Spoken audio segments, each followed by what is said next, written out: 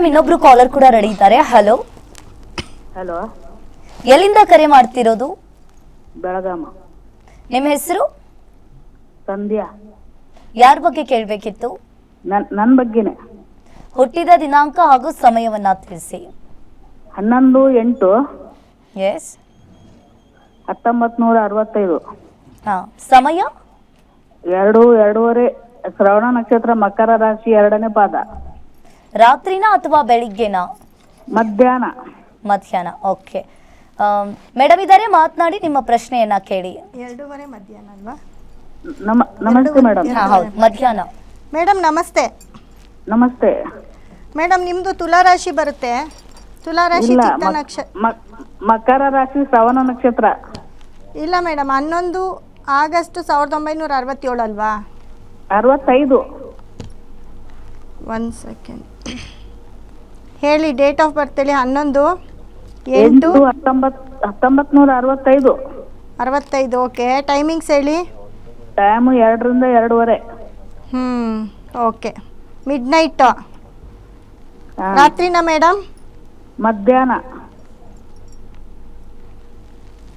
ಮಕರ ರಾಶಿ, ಶ್ರವಣ ನಕ್ಷತ್ರ ಬರುತ್ತೆ. ನಿಮ್ಮ ಪ್ರಶ್ನೆ?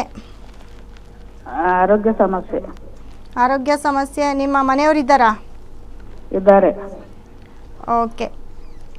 ನಿಮ್ಮ ಆರೋಗ್ಯ ಸಮಸ್ಯೆ, ನಿಮ್ಮ ಟೈಮ್ ಇವಾಗ ನಡೀತಾ ಇರೋ ಟೈಮ್ ಬಂದು 2013ರಿಂದ ಶನಿ ದಶೆ ನಡೀತಾ ಇದೆ. ನರಗಳ ತೊಂದರೆ ಆಗಿರ್ಬೋದು, ಅಥವಾ ಯಾವುದಾದ್ರೂ ಆಪ್ರೇಷನ್ ಆಗಿದೆಯಾ ನಿಮಗೆ? ಕಣ್ಣಿಂದು ಆಪರೇಷನ್ ಆಗಿದೆ. ಹಾಂ, ಕಣ್ಣಿಂದು. Okay okay. ಅದೇ ಏನಾದರೂ ಆಪ್ರೇಷನ್ ಆಗಬೇಕು ಅಂತ ಹೇಳುತ್ತೆ. ಸೊ ಆಪ್ರೇಷನ್ ಆಗಿದೆ. ಆರೋಗ್ಯ ಸ್ವಲ್ಪ ಸುಧಾರಿಸ್ಕೊಳ್ಬೇಕಾಗತ್ತೆ. ಯಾಕಂದರೆ ನಿಮಗಿನ್ನ 32ವರೆಗೂ ಶನಿ ದಶೆ ನಡೀತಾ ಇರುತ್ತೆ. ಹಾಗಾಗಿ ಈ ಟೈಮಲ್ಲಿ ಸ್ವಲ್ಪ ಕಾಲು ನೋವು ಮತ್ತು ನರಗಳ ತೊಂದರೆ ಬಾಧಿಸ್ಬೋದು. ಅದನ್ನು ನೋಡ್ಕೊಳ್ಳಿ. ಅದಕ್ಕೆ ಸಂಬಂಧಪಟ್ಟಂಥ ಸ್ಟೋನು, ಮತ್ತು ನಿಮ್ಮ ಲೈಫಲ್ಲಿ, ನಿಮ್ಮ ಜಾತಕದಲ್ಲಿ ಕುಜ ತುಂಬ ಕೆಟ್ಟಿದ್ದಾನೆ, ಬಹಳ ಕೆಟ್ಟಿದ್ದಾನೆ. ಪ್ರಾಪರ್ಟಿ ವಿಷಯ, ಮನೆ ವಿಷಯದಲ್ಲಿ ಏನಾದರೂ ಒಂದು ಪ್ರಾಬ್ಲಮ್ ಬರ್ತಾನೆ ಇರುತ್ತೆ. ಹಾಗಾಗಿ ಅದಕ್ಕೆ ಸಂಬಂಧಪಟ್ಟ ಸ್ಟೋನು ಮತ್ತು ಬ್ರೇಸ್ಲೆಟ್ ಯೂಸ್ ಮಾಡಿ, ಒಳ್ಳೆಯದಾಗತ್ತೆ. ಕರೆ ಮಾಡಿದ್ದಕ್ಕೆ ಧನ್ಯವಾದಗಳು. ಮೇಡಮ್, ನಾವು ವೃಷಭ ರಾಶಿಯ ಬಗ್ಗೆ ಮಾತನಾಡ್ತಾ ಇದ್ವಿ. ವೃಷಭ ರಾಶಿಯವರಿಗೆ ಗಂಡಾಂತರ ಅಂತನೂ ಕೂಡ ಕೇಳಿ ಬಂದಿದೆ. ಅದೇ ರೀತಿಯಾಗಿ ಪರಿಹಾರವನ್ನ ಯಾವ ರೀತಿಯಾಗಿ ಮಾಡ್ಕೊಳ್ಬೇಕು ಮೇಡಮ್, ಇದ್ರ ಬಗ್ಗೆ ತಿಳಿಸ್ಕೊಡಿ. ಅದೇ ಇವಾಗ ವೃಷಭ ರಾಶಿ ಅಂತ ಬಂದಾಗ ನೋಡಿ, ಶುಕ್ರ ಅಧಿಪತಿ ಆಗಿರ್ತಾನೆ. ವೃಷಭ ರಾಶಿಗೆ ಅಧಿಪತಿ ಶುಕ್ರ ಆಗಿದ್ದಾನೆ. ಆದರೆ ಎಲ್ಲೋ ಒಂದು ಕಡೆ ಹೆಣ್ಮಕ್ಳಿಗೆ ತುಂಬ ತೊಂದರೆಯನ್ನು ಹೇಳುತ್ತೆ. ಹೆಣ್ಮಕ್ಳು ಏನು ಮಾಡ್ತಾರೆ, ಏನೋ ನೇಮು ಫೇಮು ಎಲ್ಲ ಬರ್ತಾ ಇದೆ, ಶುಕ್ರ ರಾಶಿಗೆ ಬಂದಿದ್ದಾನೆ ಅಂತ ಸ್ವಲ್ಪ ಮುಂದೆ ಫಾರ್ವರ್ಡಾಗಿ ಯೋಚನೆ ಮಾಡ್ತಿರ್ತೀರ. ಆದರೆ ಇದೇ ಹೆಣ್ಮಕ್ಳಿಗೆ ಶತ್ರು ಆಗ್ತಾ ಬರ್ತಾರೆ.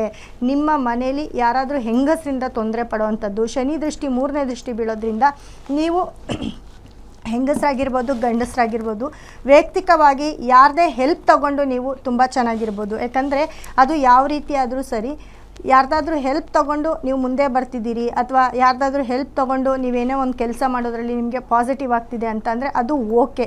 ಅದರಿಂದ ಅವಮರ್ಯಾದೆ, ಅವಮಾನ ಆಗೋದು, ಮತ್ತು ನಿಮಗೂ ಅವ್ರಿಗೂ ಕ್ರ್ಯಾಶಸ್ ಆಗೋದು, ಜಗಳಗಳಾಗೋದು, ಇದೆಲ್ಲವೂ ಕೂಡ ಆಗ್ತಾ ಹೋಗುತ್ತೆ ವೃಷಭ ರಾಶಿಯವ್ರಿಗೆ. ಅದರಲ್ಲೂ ನೋಡಿ, ವಿ ಅನ್ನೋ ಅಕ್ಷರ, ಯು ಅನ್ನೋ ಅಕ್ಷರ, ಇವ್ರಿಗೆ ಹೆಲ್ತ್ ಅಪ್ಸೆಟ್ ಆಗಿರ್ಬೋದು, ಅಥವಾ ಇವರ ಕೆಲಸ ಕಾರ್ಯಗಳಲ್ಲಿ ಯಾರಾದರೂ ಇವ್ರನ್ನ ಏನೇ ಕೆಲಸಕ್ಕೆ ಹೋಗ್ತಾ ಇದ್ರೂ ಕೂಡ ಅಲ್ಲಿಂದ ಕೆಲಸ ತೆಗೆದು ಹೊರಗಡೆ ಹಾಕುವಂಥ ಚಾನ್ಸಸ್ಸು ಅತಿ ಹೆಚ್ಚಾಗ್ತಾ ಇರುತ್ತೆ. ಮತ್ತು ನೋಡಿ, ಶನಿ ದೃಷ್ಟಿ ರಾಶಿ ಮೇಲೆ ಬಿದ್ದು ಮತ್ತು 5ನೇ ಮನೆಗೆ ಕೂಡ, ಅಂದರೆ ರಾಶಿಗೆ 5ನೇ ಮನೆ ಅಂದರೆ ಶನಿಯ ಸಪ್ತಮ ದೃಷ್ಟಿ ಕೂಡ ಬೀಳ್ತಾ ಹೋಗುತ್ತೆ. ಅದು ರಾಶಿಗೆ 5ನೇ ಮನೆ ಆಗುತ್ತೆ. ನಿಮ್ಮ ಮನೆಯಲ್ಲಿ ಹಳೆ ಆಸ್ತಿ ವಿಚಾರ ಆಗಿರ್ಬೋದು, ಅಥವಾ ನಿಮ್ಮ ಆಸ್ತಿ ಪಾಸ್ತಿ ಇರ್ಬೋದು, ಅಥವಾ ನಿಮ್ಮ ಪೂರ್ವಜರು ಕೊಟ್ಟಿರೋ ಆಸ್ತಿ ಇರ್ಬೋದು, ಇದರಿಂದ ಕೂಡ ನಿಮ್ಮ ಮನೆಯಲ್ಲಿ ಜಗಳಗಳು, ಕಾಂಟ್ರವರ್ಸಿಗಳು ಆಗ್ತಾ ಹೋಗುತ್ತೆ. ಅಥವಾ ಯಾರಾದರೂ ಆಸ್ತಿನ ರಿಜಿಸ್ಟ್ರು ಮಾಡ್ಕೊಂಡಿರ್ಬೋದು, ಅಥವಾ ಅದ್ರ ಮೇಲೆ ಕೇಸ್ ಹಾಕೋದಾಗಿರ್ಬೋದು, ಅಥವಾ ಆ ಆಸ್ತಿ ಮೇಲೆ ಯಾರಿಗಾದ್ರೂ ಹಕ್ಕಿದ್ದು ಇದು ನಮ್ಮದು ಅಂತ ಹೇಳೋವಂಥದ್ದಾಗಿರ್ಬೋದು, ಅಥವಾ ನೀವೇ ಹೋಗಿ ಇನ್ನೊಬ್ಬರು ಆಸ್ತಿ ಮೇಲೆ ಕೂತ್ಕೊಂಡು ಇದು ನಮಗೆ ಸೇರಿದ್ದು ಅಂತ ಹೇಳೋ ಅಂಥ ಒಂದು ಚಾನ್ಸಸ್ಸು ಅತಿ ಹೆಚ್ಚಿರುತ್ತೆ. ಹಾಗಾಗಿ ಆಸ್ತಿ ವಿಚಾರದಲ್ಲೂ ಕೂಡ ನೀವು ನೋಡ್ಕೊಳ್ಬೇಕಾಗತ್ತೆ. ಇದಕ್ಕೂ ಕೂಡ ನೀವು ಪರಿಹಾರ ಮಾಡ್ಕೊಳ್ಬೇಕಾಗತ್ತೆ. ಇಲ್ಲಾಂದರೆ ವೃಷಭ ರಾಶಿಯವರು ಆಸ್ತಿಯನ್ನು ಕಳ್ಕೊಳ್ಳೋ ಅಂಥ, ಅದು ಹಳೆ ಪಿತ್ರಾರ್ಜಿತ ಆಸ್ತಿಯನ್ನು ಕಳ್ಕೊಳ್ಳೋ ಅಂಥ ಚಾನ್ಸಸ್ಸು ಅತಿ ಹೆಚ್ಚಾಗಿರುತ್ತೆ. ಮತ್ತು ದುಡ್ಡು ಕಾಸು ಕೂಡ ಯಾರಿಗಾದ್ರೂ ದುಡ್ಡು ಕೊಟ್ಟು ಕಳ್ಕೊಳ್ಳೋ ಅಂಥ ಒಂದು, ಅಂದರೆ ಮೋಸ ಹೋಗುವಂಥ ಚಾನ್ಸಸ್ಸು ಹೆಚ್ಚಾಗಿರುತ್ತೆ. ಯಾಕಂದರೆ 5 ಮತ್ತು 10ನೇ ದೃಷ್ಟಿ, ಶನಿಯ 10ನೇ ದೃಷ್ಟಿ ಕೂಡ ರಾಶಿಗೆ, ಶನಿಯ 10ನೇ ದೃಷ್ಟಿ ಅಂದರೆ ರಾಶಿಗೆ 7ನೇ ಮನೆಗೆ ಬಿದ್ದಾಗ ಅಲ್ಲೇನಾಗುತ್ತೆ 8ನೇ ಮನೆಗೆ ವೈಯಕ್ತಿಕ ವಿಚಾರಗಳು, ಕೆಲವೊಂದು ಗೌಪ್ಯ ವಿಚಾರಗಳು ಇಂಥವೆಲ್ಲ ರಿವೀಲ್ ಆಗ್ತಾ ಹೋಗುತ್ತೆ. ನೀವು ಶನಿ ದೃಷ್ಟಿಯಿಂದ ಪಾರಾಗಬೇಕು. ಯಾಕಂದರೆ ಶನಿ ದೃಷ್ಟಿ ಒಳ್ಳೆಯದಲ್ಲ. ಶನಿ ಆ ಮನೆಯಲ್ಲಿದ್ದು ಒಂದೊಂದು ಸತಿ ರಿಸಲ್ಟ್ ಕೊಡ್ತಾನೆ, ಒಳ್ಳೆ ರಿಸಲ್ಟನ್ನು ಕೊಡ್ತಾನೆ. ಆದರೆ ಆ ದೃಷ್ಟಿಯನ್ನು ತಪ್ಪಿಸ್ಕೊಳ್ಬೇಕಾಗುತ್ತೆ. ಆ ದೃಷ್ಟಿ ಬಿದ್ದಾಗ ಯಾವತ್ತೂ ರಾಶಿ ತಪ್ಪಿಸ್ಕೊಳ್ಳೋಕ್ಕಾಗಲ್ಲ. ಹಾಗಾಗಿ ಶನಿ ದೃಷ್ಟಿ ನೋಡಿ ವೃಷಭ ರಾಶಿ ಹಾಗೆ ಕನ್ಯಾ ರಾಶಿ, ಧನುರಾಶಿ ಮೇಲೆ 10ನೇ ದೃಷ್ಟಿ ಬೀಳೋದ್ರಿಂದ ಇದೇ ರೀತಿ ವೃಷಭ ರಾಶಿಯವ್ರಿಗೂ ಕೂಡ 5ನೇ ಮನೆ ಮತ್ತು 5ನೇ ಮನೆ ಅಂದಾಗ ರಾಶಿ ತನಗೆ ತಾನು ತುಂಬ ಪ್ರಾಬ್ಲಮಲ್ಲಿ ಸಿಕ್ಕಾಕೊಳ್ಳುವಂಥದ್ದು.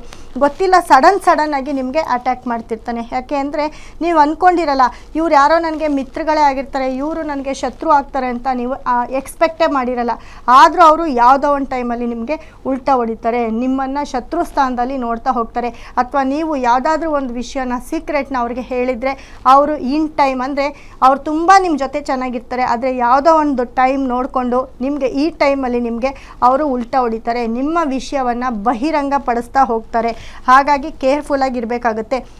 ಹಿಂದೆ ಮಾಡಿರ್ತೀರ, ಈಗ ನೀವು ಮಾಡಿರಲ್ಲ. ಹಿಂದೆ ಏನು ನೀವು ಮಾಡಿರ್ತೀರಾ, ನೀವು ಯಾರ ಹತ್ರನೋ ಏನೋ ಶೇರ್ ಮಾಡ್ಕೊಂಡಿರ್ತೀರ, ನಿಮ್ಮ ಫ್ರೆಂಡ್ಸ್ ಆಗಿರ್ಬೋದು, ಅಥವಾ ನಿಮ್ಮ ಹಸ್ಬೆಂಡ್ ಆಗಿರ್ಬೋದು, ಅಥವಾ ನಿಮ್ಮ ಹೆಂಡತಿ ಆಗಿರ್ಬೋದು, ಅಥವಾ ತುಂಬ ನಿಮಗೆ ಬೇಕಾಗಿರೋ ಆಪ್ತರಾಗಿರ್ಬೋದು, ಏನಾದರೂ ಒಂದು ಸೀಕ್ರೆಟ್ ಆಗಿರ್ಬೋದು, ಅಥವಾ ಅವರ ಹೆಸರಲ್ಲಿ ಬೇನಾಮಿ ಆಸ್ತಿ ಮಾಡೋದಾಗಿರ್ಬೋದು, ಅಥವಾ ಅವರ ಹೆಸರಲ್ಲಿ ಏನಾದರೂ ಬ್ಯಾಂಕ್ ಅಕೌಂಟ್ ಆಗಿರ್ಬೋದು, ಅಥವಾ ದುಡ್ಡೇ ಕೊಟ್ಟಿರ್ಬೋದು.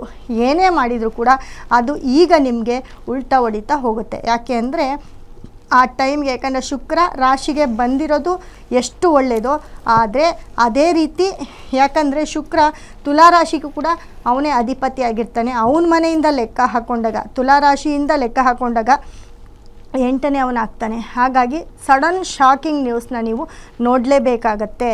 ಯಾಕಂದರೆ ಅದರ ಜೊತೆಗೆ ಶನಿ ದೃಷ್ಟಿ 9ನೇ ದೃಷ್ಟಿ ಕೂಡ ಇರೋದ್ರಿಂದ ಪೂರ್ವ ಪಿತ್ರಾರ್ಜಿತ ಆಸ್ತಿಯನ್ನು ಕಳ್ಕೊಳ್ಳೋವಂಥ ಚಾನ್ಸಸ್ಸು ಹೆಚ್ಚಾಗಿರುತ್ತೆ. ನಿಮ್ಮ ಮನೆಯಲ್ಲಿ ಪಿತ್ರಾರ್ಜಿತ ಆಸ್ತಿ ಆಗಿರ್ಬೋದು, ನಿಮ್ಮ ತಂದೆದಾಗಿರ್ಬೋದು, ನಿಮ್ಮ ತಾತಂದಾಗಿರ್ಬೋದು, ಅಥವಾ ನಿಮಗೆ ದಾನವಾಗಿ ಬಂದಿರೋ ಅಂಥದ್ದಾಗಿರ್ಬೋದು, ಅದನ್ನು ಕೈ ತಪ್ಪಿಸ್ಕೊಳ್ಳೋ ಅಂಥದ್ದು ಅತಿ ಹೆಚ್ಚು ನಡೀತಾ ಹೋಗುತ್ತೆ. ಹಾಗಾಗಿ ವೃಷಭ ರಾಶಿಯವರು ಆಸ್ತಿ ವಿಚಾರದಲ್ಲಾಗಿರ್ಬೋದು, ವೈಯಕ್ತಿಕ ವಿಚಾರದಲ್ಲಾಗಿರ್ಬೋದು, ಮತ್ತು ನಿಮ್ಮ ಒಂದು ಸೀಕ್ರೆಟ್ ಏನಿರುತ್ತೆ, ನಿಮ್ಮ ಒಂದು ಸೀಕ್ರೆಟು ಯಾರಿಗಾದರೂ ಹೇಳಿದರೆ ಅದು ಕೂಡ 8ನೇ ಮನೆ ತುಂಬ ರಹಸ್ಯವಾಗಿ ಬಯಲನ್ನು ಮಾಡುತ್ತೆ. ನಿಮಗೆ ಗೊತ್ತೇ ಇರಲ್ಲ, ನಿಮ್ಮ ಹಿಂದೆಯೇ ಏನೋ ನಡೀತಾ ಇರುತ್ತೆ. ಅದು ನೀವು ತಿಳ್ಕೊಳ್ಳೋ ಅಷ್ಟರಲ್ಲಿ ನೀವು ತುಂಬ ಕೈ ಮೀರೋಗಿರುತ್ತೆ.